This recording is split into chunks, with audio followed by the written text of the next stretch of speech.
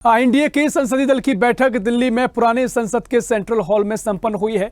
नरेंद्र मोदी को तीसरी बार एनडीए संसदीय दल का नेता चुन लिया गया है। प्रधानमंत्री पद के लिए मोदी के नाम का प्रस्ताव रखा गया था। बैठक में एनडीए के सभी 293 सांसद, राज्यसभा सांसद और सभी राज्यों के मुख्यमंत्री और डिप्टी सीएम मौजूद रहे। एनडीए की संयुक्त बैठक में नरेंद्र मोदी ने कहा कि मेरे लिए खुशी की बात है कि इतने बड़े समूह का स्वागत करने का अवसर मिला है। पिछले 10 वर्षों में हमने देश को सफलता की नई ऊंचाइयों को छूने के लिए काम किया है। नरेंद्र मोदी ने कहा कि उनका तीसरा कार्यकाल करप्शन को जड़ से उखाड़ फेंकने का होगा। समाज के हर वर्ग का विकास करना एनडीए सरकार की प्रतिबद्धता है। 21वीं सदी के भारत को आगे बढ़ना है तो उसे करप्शन पर भी लगातार तेज प्रहार करना ही होगा। डिजिटल इंडिया और टेक्नोलॉजी ने करप्शन के अनेक रास्ते बंद किए हैं, लेकिन ये भी सच है कि करप्शन के खिलाफ लड़ाई दिनों दिन कठिन हो रही है। राजनीतिक स्वार्थ के लिए जब करप्शन का महिमा मंडन शुरू हो जाए और इसमें निर्लज्जता की सारी हदें पार हो जाएं, तब करप्शन को बहुत ताकत मिल जाती है। इसलिए तीसरे कार्यकाल में एनडीए सरकार का बहुत ज्यादा जोर हर तरह के करप्शन को जड़ से उखाड़ फेंकने का होगा।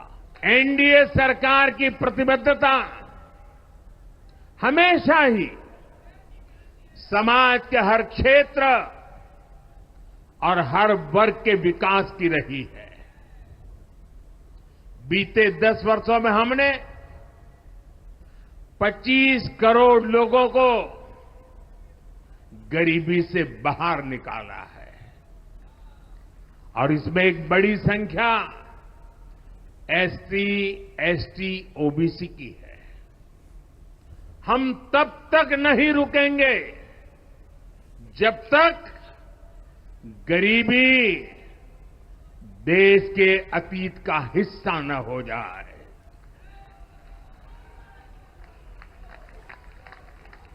वुमेन लेड डेवलपमेंट हमारी सरकार के गवर्नेंस मॉडल के केंद्र में रहा है।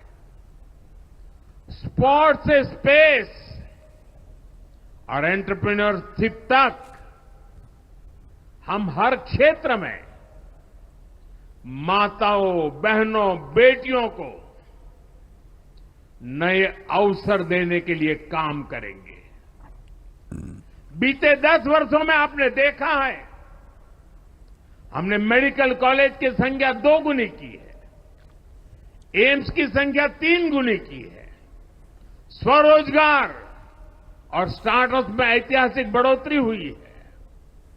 हमने भारत को दुनिया का दूसरा सबसे बड़ा मोबाइल मैन्युफैक्चरर बनाया है।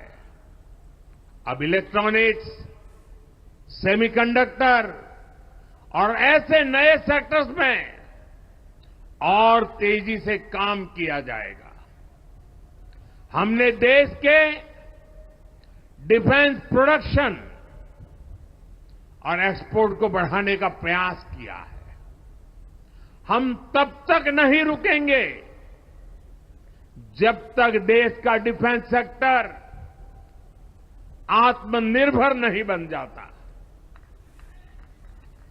हम अपने युवाओं को शिक्षा, रोजगार, स्वरोजगार हर क्षेत्र में सशक्त करेंगे।